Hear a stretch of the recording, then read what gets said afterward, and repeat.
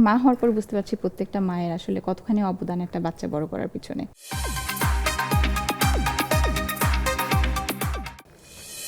জীবনের কঠিন সময় মোকাবেলা করেছেন কিভাবে?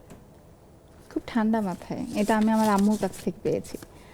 আমি জানি না, আমার অনেক বেশি যখন কঠিন সময় চলে আসে লাইফে, তখন কোথা থেকে যেন মনটা শান্ত হয়ে যায়, ব্রেনটাও ঠান্ডা হয়ে যায়, এবং আমি খুব ঠান্ডা মাথায়, আমি যদি তোমার সাথে কখনো কোনো টপিক নিয়ে কথা বলতে যাই, ধরো খুবই মানে ফাইটিং মুডে কোনো কথা বলতে চাই, তুমি হয়তো খুব শাউট করছো আমার সাথে, আমি খুব কুল হয়ে যাবো এবং আমি তোমাকে পয়েন্ট টু পয়েন্ট, আমি কিন্তু অনেক রেগে থাকবো। আমি রেগে গেলে মানুষ অনেক উল্টাপাল্টা কথা বলে না, অনেক উল্টাপাল্টা অ্যাক্ট করে, আমি সেটা করি না। আমি খুব টু দি পয়েন্ট, একদম তোমাকে পয়েন্ট বাই পয়েন্ট গুছিয়ে কথা বলতে পারি, বরং আরও বেশি বলতে পারি, একদম পয়েন্টগুলো আমার একদম চোখের সামনে ভেসে ওঠে। এটা আমার একটা অনেক বড় গুণ, এবং যে কোনো বিপদের সময়, কোনো কঠিন সময় আমি একদম ঠান্ডা মাথায়, কিরকম করে যেন আমার মাথা ঠান্ডা হয়ে যায়। আমাদেরকে একটু সাজেশন দাও, আমরা কি করবো আর কি?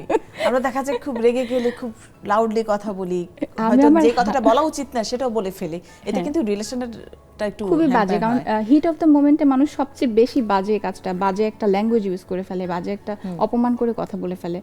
আমি ওই সময়টা কেমন যেন কন্ট্রোলড হয়ে যায়, আমি জানি না কিভাবে, বাট আমি একদম কন্ট্রোল হয়ে যাই, আমি ফোকাসড হয়ে যাই, আমাকে এই কথাগুলো বলতে হবে, একদম তোমাকে টু দ্য পয়েন্ট আমি তোমাকে বুঝিয়ে দেবো যে এই, মানে আমি খেপে যাবো না। আমি আমার হাজব্যান্ডের সাথে যখন কোনো একটা বিষয় নিয়ে তর্কে যাই, আমি খুব সুন্দর করে, আমি কখনো হাইপার হই না, খুব কম হাইপার হই, বাচ্চার সাথে হই ইদানিং। আচ্ছা, এটা আন্টির কাছ থেকে শেখা কিভাবে নিজেকে শান্ত রাখতে হবে? হ্যাঁ, আম্মু অনেক বিপদের সময় আম্মুকে দেখেছি অনেক শান্ত থেকেছে, এটা আম্মুর কাছ থেকে পাওয়া। এটা কিন্তু ওরকম বড় পাওয়া, বিশেষ অনেক করে বড় একটা সব জায়গায় আসলে, তোমার কলিগ বলো কিংবা বাসায় বলো, সবার ক্ষেত্রেই সেটা খুব জরুরি। কিন্তু আমরা তো শান্ত থাকতে পারি না, এখনকার মানুষ তো আরো বেশি অশান্ত। দেখা যায় কয়েকটা নিউজ দেখলে খুব অস্থির লাগে। হ্যাঁ, এই আমার কাছে তখন মনে হয় এই নিউজটা আমি কেন পড়লাম, কেন আমার সামনে এই ফিডটা আসলো। আমি ছোটখাটো বিষয় নিয়ে অশান্ত হয়ে যাই, কিন্তু বড় বিষয়ে যেটা বলছিলে যে অনেক বড়, মানে কোনো একটা প্রবলেম ফেস করছি বা বিপদের সময়, তখন আমি মাথা ঠান্ডা হয়ে যাই। কিন্তু সিলি ব্যাপার নিয়ে আমি অনেক মানে হাইপার হয়ে যাই, এটা হচ্ছে আমার প্রবলেম। সিলি সিলি ব্যাপার নিয়ে দেখা গেল যে বাসার কাজের মেয়েটা কোনো একটা ঘাপলা করছে, হয়তো ওর সাথে আমি এইটা কেন হলো, এই সেই, আমার বাচ্চাটার উপরে হয়তো আমি ইদানিং অনেক বেশি, কারণ একা একা বাচ্চাটাকে বড় করছি, এটা নিয়ে একটু মানে মনে হয় যে সামটাইমস আমাকে আরেকটু কুল হতে হবে। আচ্ছা, এই জায়গায় একটু বলি, এই যে একা একা বাচ্চাকে লালন পালন করছো, যেহেতু তোমার মা নেই, বাবা নেই, হ্যাঁ, শাশুড়ি থাকেন ঢাকার বাইরে, শ্বশুর নেই, এই লাইফটা কেমন আসলে, কিভাবে তুমি আসলে মেনটেন করো? আমার কাছে মনে হয় আমি সংসারটা যখন করি তখন আমাকে মানে মানে সুপারস্টার আসলে এখন মনে হয় আমাকে, যে আমার সংসারটাকে সামলাচ্ছি, বাচ্চাটাকে সামলাচ্ছি, তখন নিজেকে সুপার উইমেনই লাগে। আর ওই সময় যেটা করতাম ওটা আমার কাছে এখন খুব সহজ মনে হয়, যখন শুটিং করতাম। হ্যাঁ, একা একা বাচ্চা সামলানোটা আসলে খুবই টাফ। আমার কাছে মনে হয় ওর ঘুমানোর টাইমের সাথে আমাকে স্কেডিউল করতে হচ্ছে যে আমি কখন ঘুমাবো, আমার যে বেসিক কাজগুলো ওগুলাতেও আসলে কম্প্রোমাইজ করতে হচ্ছে। এটা বিশাল বড় একটা মায়ের জন্য, এখন মা হওয়ার পর বুঝতে পারছি প্রত্যেকটা মায়ের আসলে কতখানি অবদান একটা বাচ্চা বড় করার পিছনে।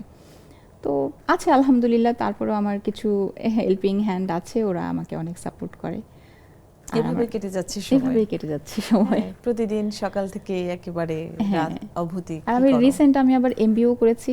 আচ্ছা, আমার কাছে মনে হলো বাচ্চাটার স্কুল শুরু হওয়ার আগে আমি এমবিএটা করি, এবং আমার আচ্ছা, একটা ভালো কথা বলা হয়নি, এটা আমি অবশ্য ভালোভাবেই জানাবো সবাইকে, বাট আমি একটু হিন্ট দিয়ে রাখছি, আমি হয়তো ক্যারিয়ারটাকে বলছিলাম অন্যদিকে একটু টার্ন করাতে চাচ্ছি, তো আমি একটু বিজনেস নিয়ে প্ল্যান করছি। তো ইনশাল্লাহ হয়তো খুব তাড়াতাড়ি আমার একটা বিজনেস কোনো একটা কিছু আসবে। আমাদের একটু ক্লু দাও, আমরা একটু জানি যে আগে থেকে ইশরাত চৈতি এখন বিজনেস করবে। বিজনেস আসলে নিজেকে একটু কিছু একটা নিয়ে কিছু একটাতে এঙ্গেজ করতে চাচ্ছি, বাচ্চাটাও বড় হচ্ছে, প্লাস নিজের একটা অ্যাক্টিভিটিসের জায়গা তৈরি করা। সেটা কি ই-কমার্সে হবে? ই-কমার্সেই, কারণ এখন আসলে বাইরে খুব একটা যে কোনো কাজ করাটা আসলে আমার জন্য টাফ, যে কারণে বাসায় বসে যতখানি করা যায় আমি প্ল্যান করছি ইনশাআল্লাহ। বুটিক্স কিছু নাকি অন্য কোনো প্রোডাক্টস? বুটিক্স কিছু ভাবছিলাম, কিন্তু বুটিক্স আপাতত করব না। আমি তো ফ্যাশন ডিজাইনিং এ পড়াশোনা করেছি। আচ্ছা, তো সেই জায়গা থেকে বুটিক্স নিয়ে সবাই ভাবে, কিন্তু আমি বিউটি রিলেটেড, কিন্তু আমি জানাবো সবকিছু, পুরোপুরি প্ল্যানটা আসলে হয়নি, তারপর